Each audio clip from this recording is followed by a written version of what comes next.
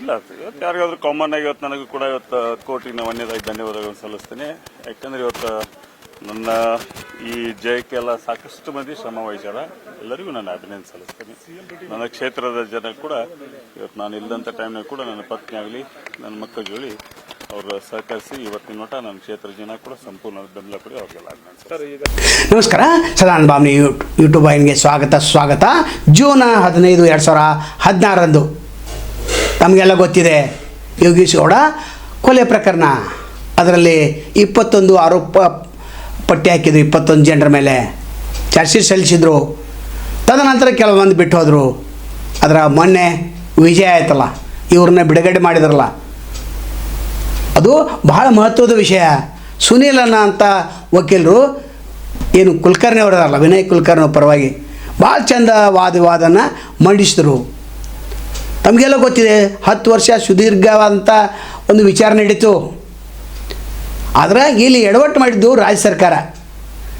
ಏನಾಗಿದೆ ಅಂದರೆ ಕುಮಾರಸ್ವಾಮಿ ಅವರು ಕುರ್ಚಿಯಿಂದ ಇಳಿದ್ರು.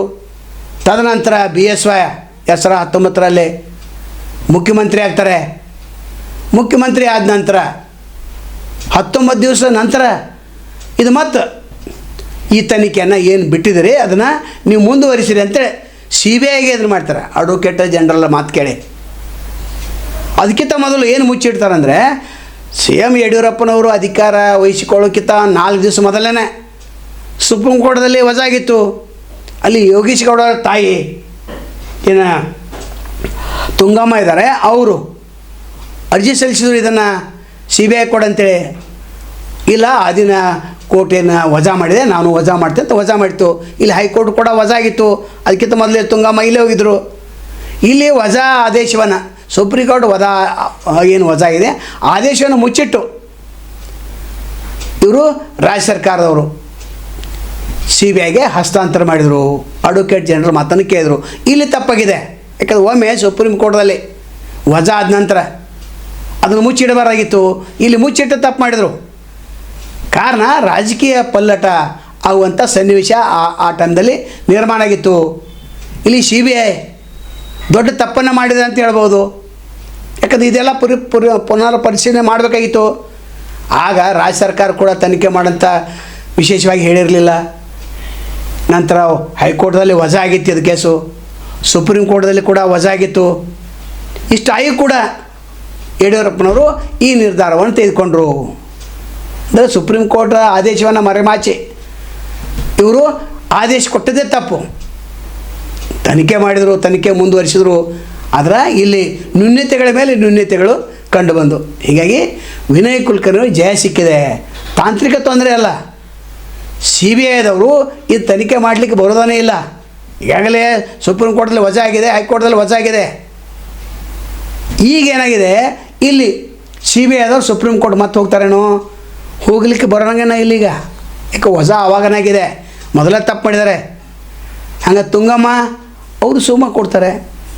ನಂತರ ಅವರ ಹೆಂಡತಿ ಅವರು ಕೂಡ ನನಗೆ ಯಾರು ಮಲ್ಲಮ್ಮ, ಯೋಗೀಶ್ ಗೌಡನ ಪತ್ನಿ ಮಲ್ಲಮ್ಮ ಅವ್ರು ಹೇಳ್ತಾರೆ, ನನಗೆ ಸಾಕಾಗಿದೆ, ನಾನು ಹುಡುಗರ ಎಜುಕೇಷನ್ ನೋಡಬೇಕಾಗಿದೆ, ಅದಕ್ಕೆ ನಾನು ಹೋಗಿಲ್ಲ ಅಂತ.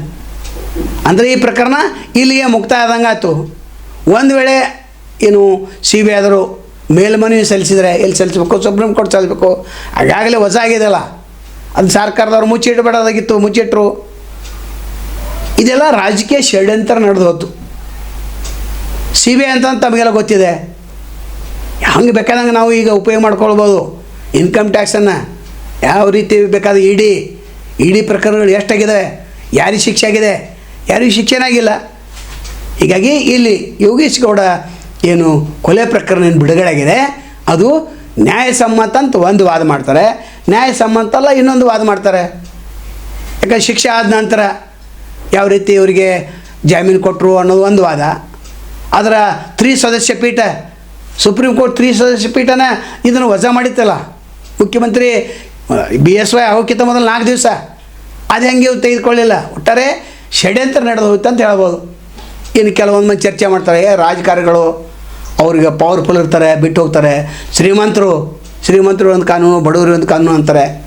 ದರ್ಶನ್ ಪ್ರಕರಣ ಇನ್ನೂ ಕೂಡ ಅವ್ರಿಗೆ ನ್ಯಾಯ ಸಿಗಿಲ್ಲ, ಜಾಮೀನು ಸಿಗಬೇಕಾಗಿತ್ತು ಆಗಿ ನೋಡಿದರೆ. ಯಾಕಂದ್ರೆ ಇನ್ನೂ ಕೂಡ ವಿಚಾರಣಾ ಹಂತದಲ್ಲಿದ್ದಾರೆ. ಇಲ್ಲಿ ಹೇಳೋದೇನಂತಂದರೆ, ಇಲ್ಲಿ ಸುಪ್ರೀಂ ಕೋರ್ಟ್ ಏನು ವಜಾ ಮಾಡಿತ್ತು ಅದನ್ನು ಮರೆಮಾಚಿ ಏನು ಸಿ ಬಿ ಐಗೆ ಅಡ್ವೊಕೇಟ್ ಜನರಲ್ ಏನು ವರದಿ ಕೊಟ್ಟರು, ವರದಿ ಕೊಟ್ಟ ನಂತರ ಇವರೇನು ಸಿ ಬಿ ಐಗೆ ಹಸ್ತಾಂತರ ಮಾಡಿದರು, ಆವಾಗನೇ ಎಡವಟ್ಟ ಆದದ್ದು. ಒಟ್ಟಾರೆ ಈ ಪ್ರಕರಣ ಈಗ ಧಾರವಾಡ ಭಾಗದಲ್ಲಿ, ಧಾರವಾಡ ಗ್ರಾಮೀಣದಿಂದ ಆಚೆ ಬಂದಿದ್ದರು ಮತ್ತು ಶಾಸಕ ಸದಸ್ಯತ್ವನೂ ಕೂಡ ಉಳಿತು.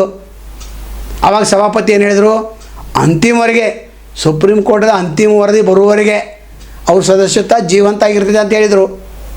ಈಗ ಮತ್ತೆ ಜೀವಂತ ಆಗಿದೆ, ಮತ್ತೆ ಶಾಸಕ ಆಗ್ತಾರೆ. ಸರ್ಕಾರದ್ದು ಅವ್ರದ್ದೇ ಇದೆ, ಮತ್ತು ಗೃಹ ಮಂತ್ರಿ ಅವರೇ ಇದ್ದಾರೆ. ಮತ್ತು ಸರ್ಕಾರ ಏನಾದರೂ ಸಿ ಬಿ ಐ ಹಸ್ತಾಂತರ ಮಾಡ್ತಿದೆಯಲ್ಲ, ಯಾಕಂದರೆ ಸರ್ಕಾರದ ಅವ್ರದ್ದೇ ಇದೆ. ಒಟ್ಟಾರೆ ವಿನಯ್ ಕುಲಕರ್ಣಿಗೆ ಜಯ ಸಿಕ್ಕಿದೆ, ಅವ್ರ ಟೀಮಕ್ಕೆ ಜಯ ಸಿಕ್ಕಿದೆ, ತಾಂತ್ರಿಕ ತೊಂದರೆಗಳಿಂದ ಅಂತ ಹೇಳ್ಬೋದು. 10 ವರ್ಷ ತನಿಖೆ, ಎಷ್ಟೆಷ್ಟು ಸಾಕ್ಷಿಗಳನ್ನು ಹಾಜರುಪಡಿಸಿರು, ಇದೊಂದು ಡ್ರಾಮಾ ಆಗಿ ಹೋತಾ. ಇದು ಕೋರ್ಟ ಎಲ್ಲವನ್ನು ಪರಿಗಣಿಸಿ ಜಾಮೀನು ನೀಡಿದ್ದು ಸೂಕ್ತ ಮತ್ತು ನ್ಯಾಯಸಮ್ಮತ ಅಂತ ಒಂದು ವರ್ಗ ವಾದ ಮಾಡಿದರೆ, ಇನ್ನೊಂದು ವರ್ಗ ಏನು ರಾಜಕಾರಣಿಗಳು ಯಾವಾಗ ಬೇಕಾದ ಬಿಡುಗಡೆ ಆಗ್ತಾರೆ ಅನ್ನುವಂಥ ವಾತಾವರಣ. ನ್ಯಾಯಾಲಯದಲ್ಲಿ ಶ್ರೀಮಂತರಿಗೆ ನ್ಯಾಯ ಸಿಗ್ತಿದೆ, ರಾಜಕಾರಣಿಗೆ ನ್ಯಾಯ ಸಿಗ್ತಿದೆ ಅಂತ ಇನ್ನೊಂದು ವಾದ ಏನೇ ಇದ್ದರೂ ಕೂಡ ಇಲ್ಲಿ ನ್ಯೂನ್ಯತೆಗಳ ಒಂದು ದೊಡ್ಡ ಪ್ರಮಾಣದಲ್ಲಿ ಆಗಿದ್ದರಿಂದ ಇವರಿಗೆ ನ್ಯಾಯ ಸಿಕ್ಕಂತಾಗಿದೆ, ಜಯ ಸಿಕ್ಕಂತಾಗಿದೆ, ಬಿಡುಗಡೆ ಆಗಿದೆ. ಕೋರ್ಟ್ ತೀರ್ಮಾನ, ಕೋರ್ಟ್ ಅನ್ನ ಗೌರವಿಸೋಣ, ದೇವ್ರ ಇದೆಲ್ಲರೂ ಹೊರತಾಗಿ ವ್ಯಕ್ತಿಯಾಗಿ ವಿನಯ್ ಕುಲಕರ್ಣಿ ವ್ಯಕ್ತಿ ನೋಡ್ರಿ, ವ್ಯಕ್ತಿತ್ವ ಒಂದು ಎಷ್ಟು ಹೇಳಿದ್ರು ತೀರ್ದಂಗ ಅವ್ನು. ಹಾ, ಸಣ್ಣವ್ರಿಗಿದ್ರು ಅಷ್ಟ ಕಿಮ್ಮತ್ತ, ದೊಡ್ಡವ್ರು ಕೆಲಸಗಳನ್ರಿ ಇಮಿಡಿಯೇಟ್ ನಮ್ದು ಹಿಂಗ್ ಕೆಲಸ ಆಗ್ಬೇಕಿರಿ ಸರ್ ಅಂತಂದ್ರ ನಾಳೆ ಫೋನ್ ಮಾಡ್ತೇವೆ, ನಿಂದು ಫೋನ್ ಮಾಡ್ತೇವೆ ಅಂತ ಅವ್ನು ಜೈಮಂದಾಗ ಹೇಳ್ರ. ಇಮಿಡಿಯೇಟ್ ಅದಾಗ್ಬೇಕಂತ ಹೆಸರ ಕೆಲಸ ಆಗಿರ್ರಿ, ಇತರದ್ರಿ ಮುಂದಿನ ಒಂದ್ ಇಂಟ್ರಿ ಮಾಡೋದಾಗಲ್ರಿ, ಏನ್ರಿ ಹೊಲಮನಿ ಕೆಲಸ ಆಗಲ್ರಿ, ವೈಯಕ್ತಿಕ ಕೆಲಸ ಆಗಲ್ರಿ. ಅಲ್ರಿ ಒಬ್ಬ MLA ಅವ್ರಾಗ್ರಿ ನಮ್ ಅಂತಮ್ರ ಜಗಳ ಮಾಡಿದ್ದ, ಅಂತಮ್ರ ಜಗಳ ಮಾಡಿದ್ದು ಬಗೆಹರ್ಸಕ್ ಬರ್ತಾರ. MLA ಅವ್ರು ಬರ್ತಾರ್ರಿ? MLA ಅವ್ರು ಬರ್ತಾರ? ಹಂಗಾರೆ ರಾಜಕಾರಣಿ ಅಲ್ಲ, ಜನನಾಯಕ. ಜನನಾಯಕರಿ ಅವ್, ಜನನಾಯಕ 99% ಜನನಾಯಕ.